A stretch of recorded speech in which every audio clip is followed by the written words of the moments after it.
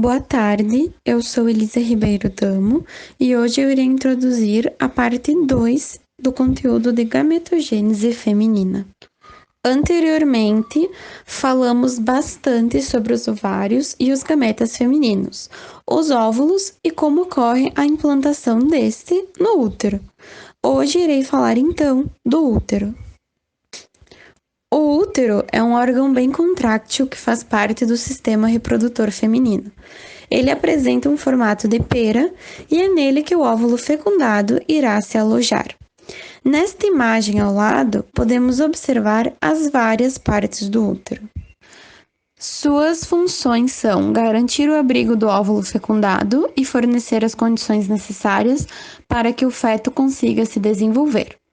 Além disso, ele é dividido em diferentes camadas, chamadas de perimétrio, miométrio e endométrio.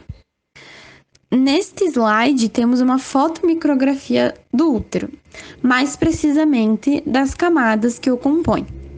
Aqui temos o perimétrio, a camada mais externa do útero, composta por uma camada serosa com a função de garantir o revestimento do órgão com tecido epitelial. A camada do meio, chamada de miométrio, consiste também na camada mais espessa do órgão. Ela é formada por músculos lisos, que têm papel super importante na expulsão do feto, contribuindo para as contrações na hora do parto. E a camada mais interna, ou endométrio, que participa do ciclo menstrual, passando por várias modificações nesse período. Essa camada possui tecido epitelial composto por células ciliadas e secretoras e por um tecido conjuntivo. O ciclo estral é a série de mudanças fisiológicas recorrentes que são induzidas por hormônios reprodutivos na maioria das fêmeas mamíferas.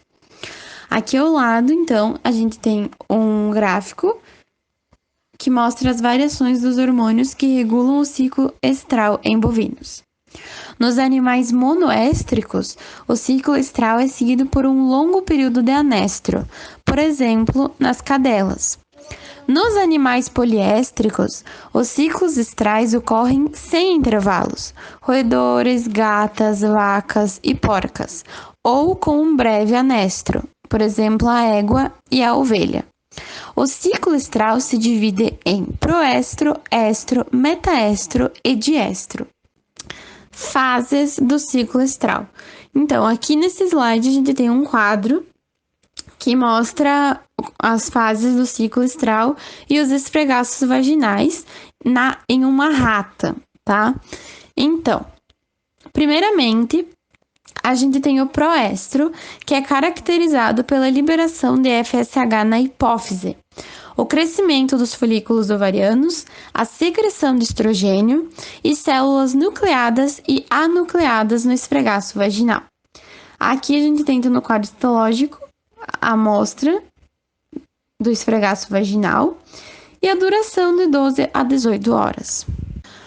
O estro, que é a segunda fase e é caracterizado por níveis elevados de estrogênio, a queratinização do epitélio vaginal, que está sendo preparado então para o coito, e células anucleadas no esfregaço vaginal.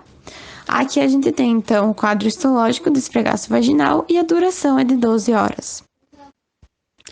A terceira fase é o metaestro, caracterizada por corpo lúteo mantido pelo LH, níveis elevados de progesterona, infiltração leucocitária no útero e na vagina, e células anucleadas e nucleadas e leucócitos no esfregaço vaginal. Então, nessa imagem também a gente vai ter o quadro histológico do esfregaço vaginal com duração de 12 horas. E a quarta fase, o diestro, é caracterizada por níveis elevados de progesterona, secreção das glândulas uterinas e das células do epitélio vaginal, células anucleadas e nucleadas, leucócitos e muco no esfregaço vaginal. Então, aqui ao lado também a gente vai ter o quadro histológico do esfregaço vaginal e a duração é de 48 a 62 horas. O ciclo menstrual é as alterações fisiológicas que ocorrem nas mulheres.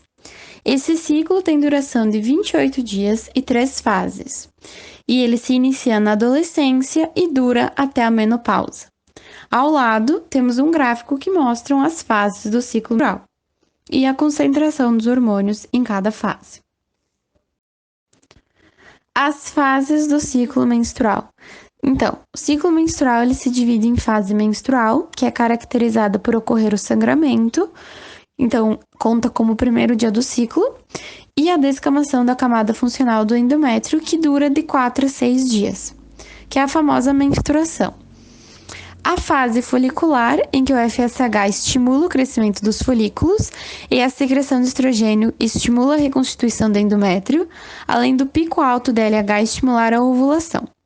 A última fase, a fase lútea, em que a progesterona estimula a secreção de glicogênio, ocorre a degeneração do corpo lúteo e a descamação do endométrio, iniciando assim uma nova fase menstrual.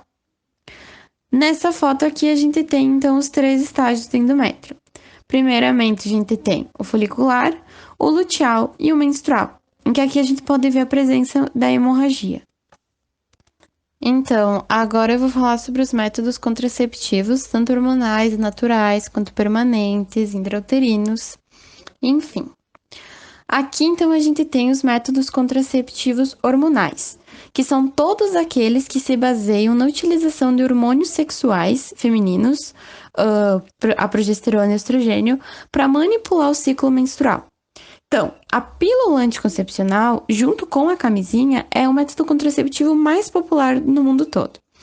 A pílula ela é composta por hormônios, que é a progesterona e o estrogênio, e deve ser tomada diariamente sem falhas. Os níveis de estrogênio e progesterona que a pílula promove diminuem os níveis de FSH e LH, e aí não estimula o crescimento dos folículos e nem a ovulação.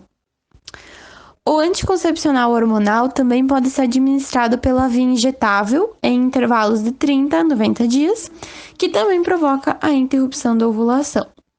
E os que são implantados, então, por exemplo, adesivos, eles podem ser colocados na nádega, no braço da mulher, e também ocorre a liberação de estrogênio e progesterona e aí a interrupção da ovulação.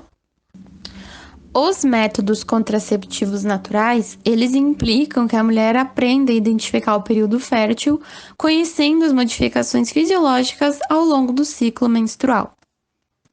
O método de Billings é um método contraceptivo natural que avalia as características do muco que a mulher produz. Então, quando o muco está fluido e distensível, a passagem dos espermatozoides se torna mais fácil, que isso significa que a mulher está próxima à ovulação. Quando o muco fica viscoso e espesso, isso impede a entrada dos espermatozoides. Então, se a mulher não quer engravidar, ela tem que manter relações enquanto durar o muco viscoso e espesso. Aqui ao lado a gente tem uma imagem que mostra vários tipos de mucos e se eles são... A gente tem um muco que é seco, denso e pegajoso, que não é fértil, então dá para manter relações sexuais. O segundo, a gente tem um cremoso pegajoso, que também não é fértil. O opaco flexível, que é semifértil, então já tem que ter um cuidado maior. E o flexível, que parece uma clara de ovo, que é muito fértil. Então aqui a mulher não tem que manter relações. A tabelinha, outro método natural, ele serve para estimar o período fértil. Então, ela pode ser utilizada tanto para quem quer otimizar as chances de engravidar, quanto para quem quer minimizar. A lógica é a seguinte: como o espermatozoide tem uma vida média de 5 dias dentro da mulher e o óvulo só sobrevive 24 horas, os 5 dias que antecedem a ovulação e as 24 horas a seguir são o período com maior risco da mulher engravidar. O pico do risco ocorre nas 48 horas antes da ovulação. Qualquer outro momento do ciclo feminino que não inclui esse curto intervalo, não há risco de gravidez. Nesse slide eu separei outros métodos contraceptivos que também contribuem para mulheres que não querem engravidar, mas querem manter relações. Então a gente tem a ligadura e a vasectomia, que são permanentes, né? A camisinha, que já foi citado antes, que junto com o anticoncepcional tem uma eficácia muito grande. O DIU, anel vaginal e diafragma pelo dia seguinte, que são métodos contraceptivos femininos. Aqui nesse slide eu separei algumas doenças relacionadas com tanto à vulva, à vagina, quanto ao útero. Então, a vulvovaginite, que é uma inflamação da vulva e da vagina ocasionada por vírus, fungos ou bactérias, pode ser tratado com remédios, antibióticos. A endometriose, que ela é frequente em mulheres em idade reprodutiva e ocorre quando a mucosa do útero cresce em outras regiões do corpo. Essa doença está ligada à infertilidade porque ela afeta diretamente as trompas uterinas e os ovários. O mioma uterino, então, que é um tumor benigno do músculo liso do útero. E a candidíase, então, que é uma doença bem comum entre as mulheres, é uma infecção causada pelo fungo cândida. E normalmente esses fungos eles estão presentes na flora da região íntima da mulher, então por isso que ocorre bastante essa infecção. E, por fim, o câncer do colo do útero, que é causado pela infecção do HPV, que é o papiloma vírus humano, que é transmitido principalmente por via sexual. Ele não apresenta sintomas, porém ele pode ser detectado com alguns exames de rotina, como o Papa Nicolau, e a sua prevenção ocorre através da vacina do HPV. O diagnóstico da infecção pelo HPV caracteriza-se pela presença de coilocitose, que é um aspecto esburacado das células devido à grande presença de vacúolos. Aqui ao lado a gente tem uma fotomicrografia que mostra a presença do HPV, que mostra a coilocitose. Essa foi a aula da segunda parte de gametogênese feminina. Eu espero que tenham gostado e obrigada pela atenção.